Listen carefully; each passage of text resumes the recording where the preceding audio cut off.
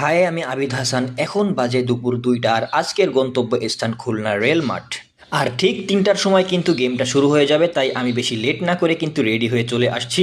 Office থেকে ব্যাগটা নিয়ে কিন্তু আমি সরাসরি রেডি হয়ে যাব খুলনা রেল মাঠের উদ্দেশ্যে। নদীনালা ও প্রকৃতির সৌন্দর্য দেখতে দেখতে একটা পর্যায়ে আমরা কিন্তু আমাদের সেই কাঙ্ক্ষিত মাঠে পৌঁছেই গেলাম। এটাই হলো খুলনা রেলের মাঠ, আর এই মাঠেই আমাদের গেমটা হবে। আর এই সাইডে দেখতে পারতেছো রেল স্টেশন। আর এই খেলাটা কিন্তু কোনো টুর্নামেন্ট নয়, এই খেলাটা দুই দলে বাজি খেলা হবে, ৫,০০০ টাকা করে গেম। আর শুধু গেমটা খেললে তো হবে না, গেমটা তো জিততে হবে, তাই না? আর এই গেমটা জেতার জন্যই কিন্তু আজকে আমাদেরকে ডাকা এই টিমে। টসে জিতে আমাদের ক্যাপ্টেন ব্যাটিং নিয়েছে, আর আমাদের ওপেনিং জুটি কিন্তু পিচে নেমে গিয়েছে এই মুহূর্তে। অসাধারণ একটা বাউন্ডারি দিয়েই কিন্তু সে শুরু করলো। শুরুটা খুব ভালো ছিল, কিন্তু ইনিংসটা বড় করতে পারলেন না।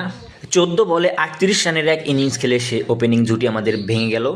আর ওপেনিং জুটি ভাঙার পর ওয়ান ডাউনে কিন্তু আমাকে নামানো হয়েছিল, আর আমি যেহেতু ব্যাটিং করতেছিলাম তখন আমার ভিডিওটা আর কেউ করতে পারে নাই, আমি নিজেও করতে পারি নাই, কারণ আমি তো ব্যাটিং ছিলাম। ভিডিও কি করে করব, তাই না? তো ওয়ান ডাউনে ব্যাটিং করতে নেমে ২৬ বলে ৭৫ রানের এক ইনিংস খেলে আমার উইকেটটাও পড়ে যায়।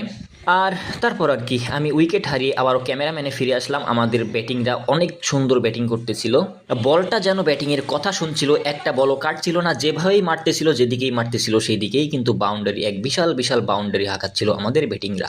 একটা পর্যায়ে আমাদের ব্যাটিংয়ের কাছে বড় বড় বাউন্ডারি খেয়ে বল খুঁড়তে খুঁড়তে যেন হাঁপিয়ে গেল ফিল্ডাররা।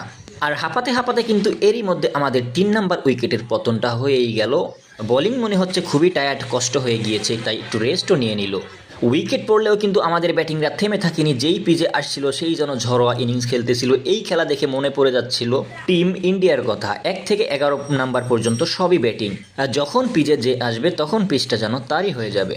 আর আজকে এই ম্যাচটাতে আমাদের ব্যাটিংদের ঝড়োয়া ইনিংস দেখে ফিল্ডাররা যেন হতাশ, খুবই হতাশ। ফিল্ডাররা একেবারে ভেঙে চুরে পড়ল।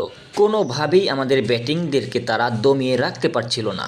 যেভাবে বল করছে, যেদিকে বল করছে সেদিকেই বাউন্ডারি হাঁকাচ্ছে আমাদের ব্যাটিংরা। একটা সময় দীর্ঘশ্বাস ফেলল উইকেট কিপার, আর বলে উঠল, বালের বল করো।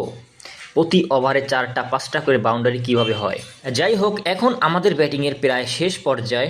মাত্র ১৪ ওভারের খেলায় ডানলাপ বলে আমরা কিন্তু টার্গেট দিয়েছিলাম ২২৬ রানে।